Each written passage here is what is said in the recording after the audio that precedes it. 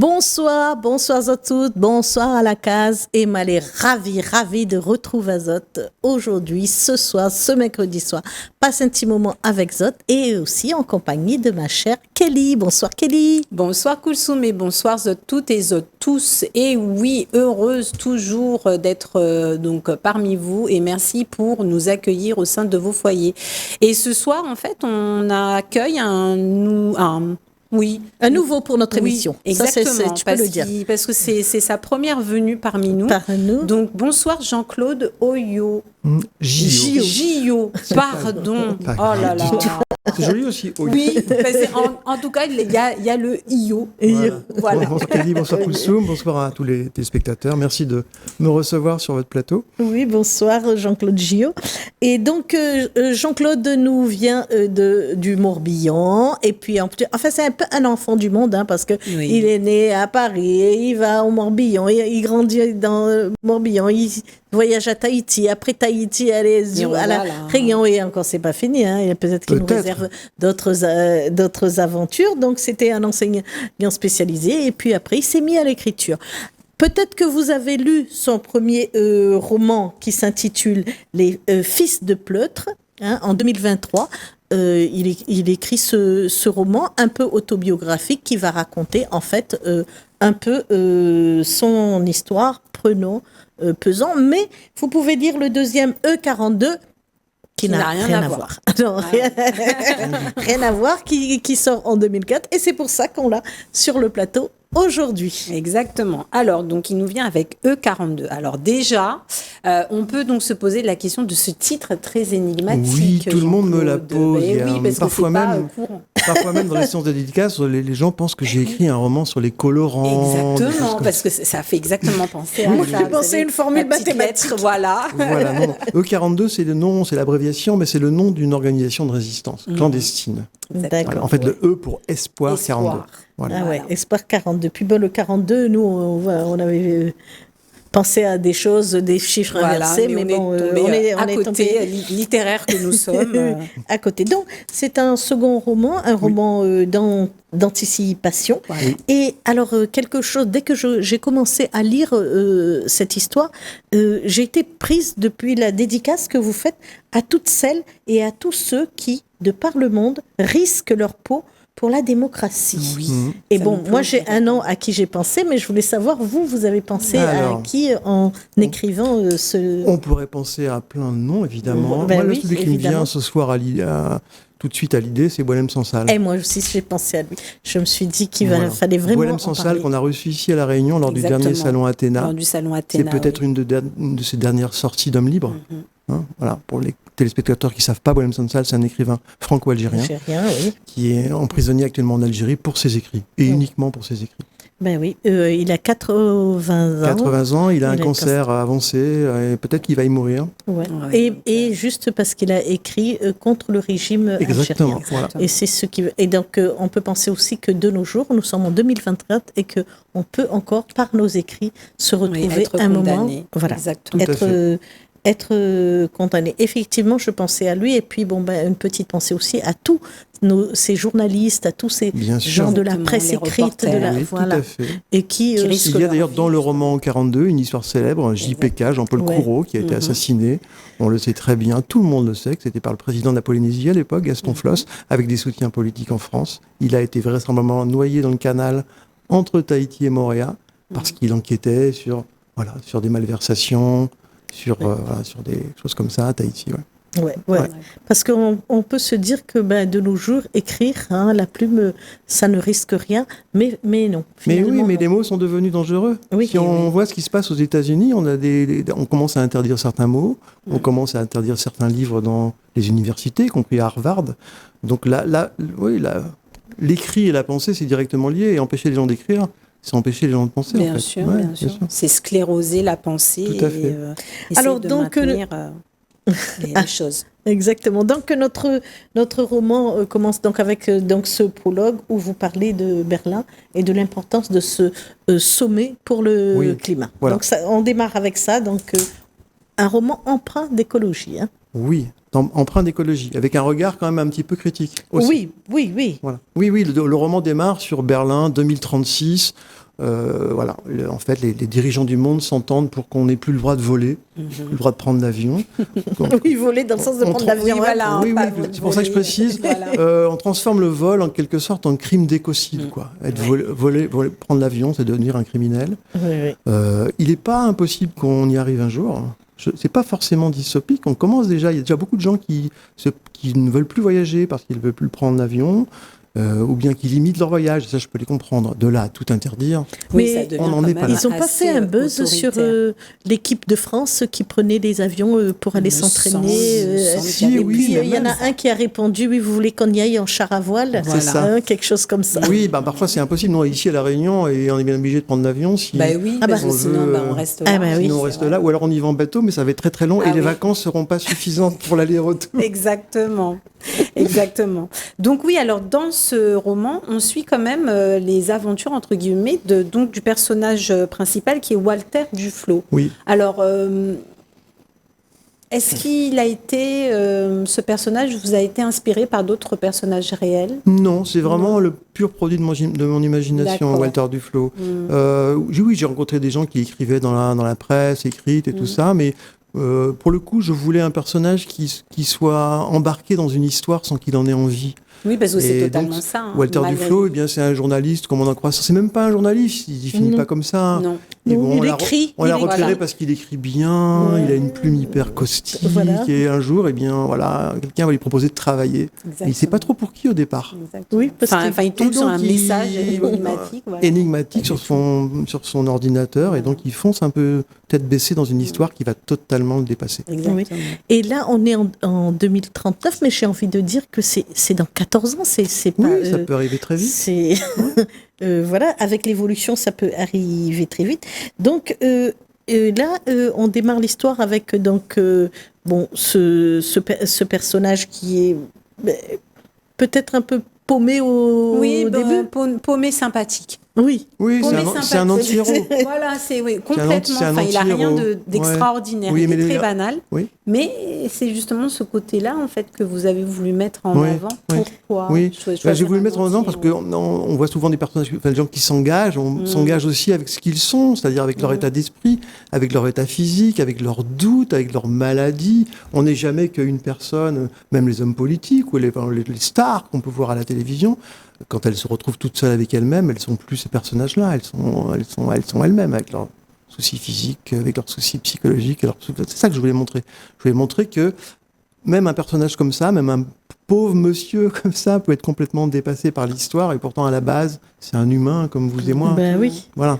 C'est ces fragilités qui m'intéressaient d'explorer. Et les fragilités, à partir du moment où on s'engage dans une cause qui vous dépasse, est-ce que c'est un frein ? Est-ce que ça permet d'aller plus loin ? Voilà, c'est tout ça qui m'intéresse. Parce qu'il vit sur cette île à Tahiti, peinard, il écrit un peu pour la presse locale. Bon, tout va bien. Oui. Et puis ensuite, il est pris dans ce mouvement. Et puis au moment où donc il y a il doit partir, il repart sur Paris, il change d'identité, tout ça. J'apprends, moi parce que je ne connaissais pas, j'apprends cette histoire d'écologie politique. Vous en parlez un petit peu. Moi, j'ai fait quelques recherches, j'ai vu ce que c'était.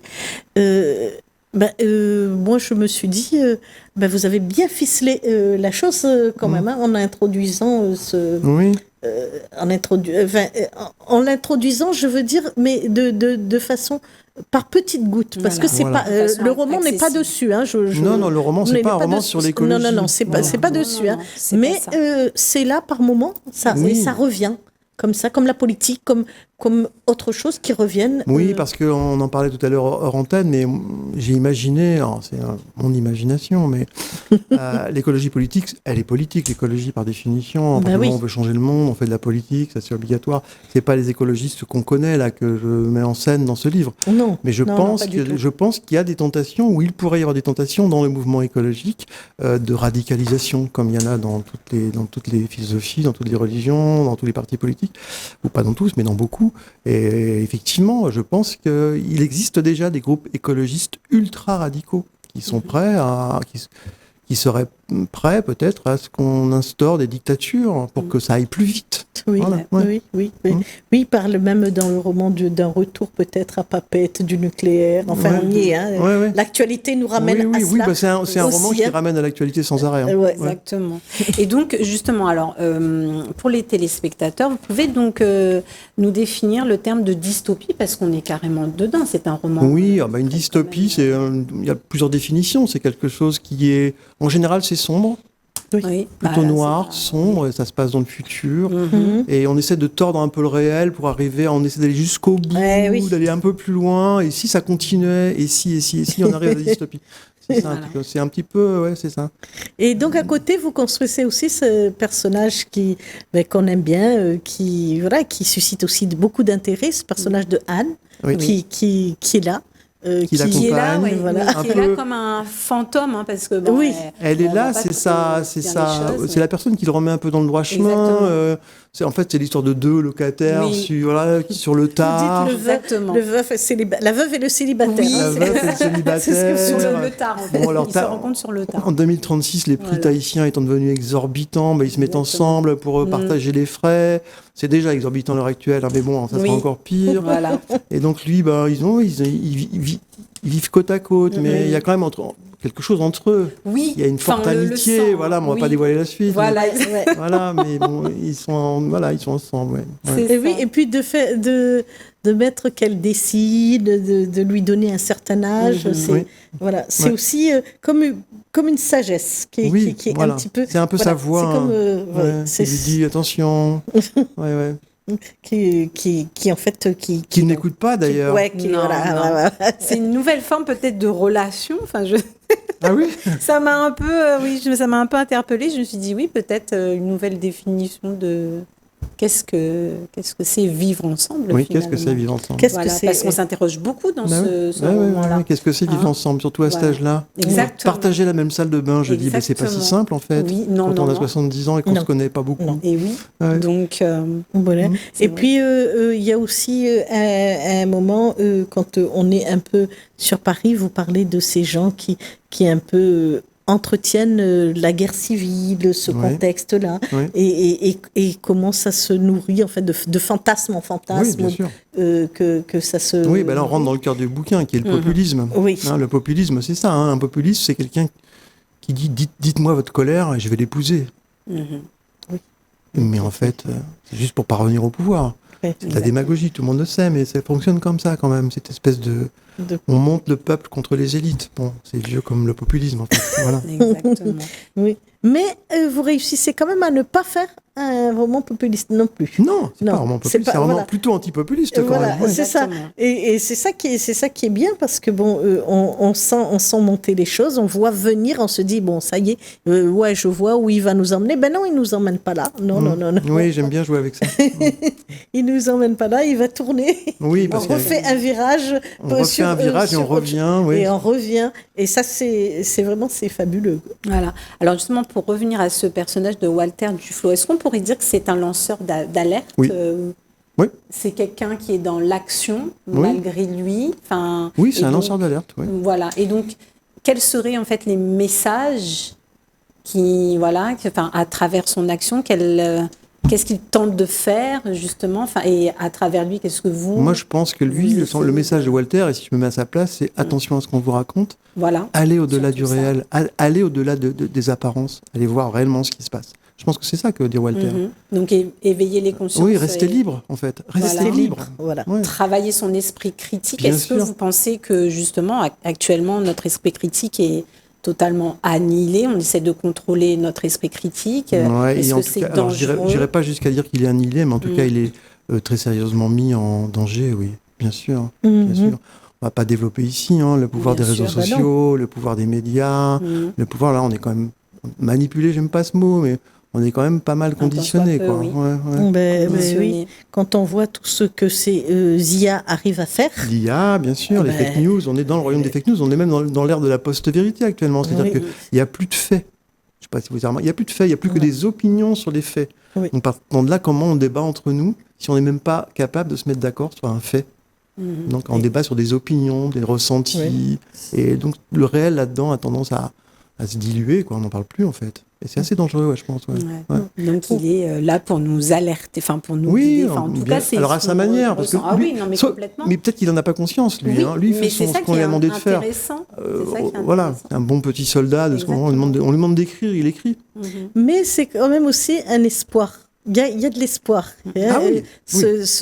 Peut-être qu'on l'a pas assez bien brossé l'espoir, mais c'est un roman qui ouvre, qui donne des pistes d'espoir, qui donne des pistes. On va pas dévoiler la fin. On va pas dévoiler, mais qui donne des pistes d'espoir. Et puis surtout, bon, vous l'avez dit, qui éveille les consciences, mais qui nous fait dire ne croyons pas à tout ce qu'on voit ni à tout ce qu'on entend. Non, attention. Ça c'est attention. Exactement. Alors donc. Est-ce que justement ce souci donc d'éveiller le peuple, cette conscientisation finalement des opinions, c'est des thèmes qui reviennent dans vos écrits. Est-ce que vous pensez concrètement, est-ce qu'il y aura une suite à ce E42 ? Alors, est-ce que on pourrait. Voilà. On pourrait. Oui. Ouais, j'y ai pensé. Oui. On pourrait. Après, le problème, c'est que quand on se lance dans ce type de littérature, on fait forcément des gros bouquins. Oui. Suivez mon regard, les gros bouquins, très difficiles à... j'ai la chance d'être publié chez Orphy, donc voilà, mais les gros bouquins, c'est pas si simple à... je le vois quand je suis en dédicace, les gens prennent le livre.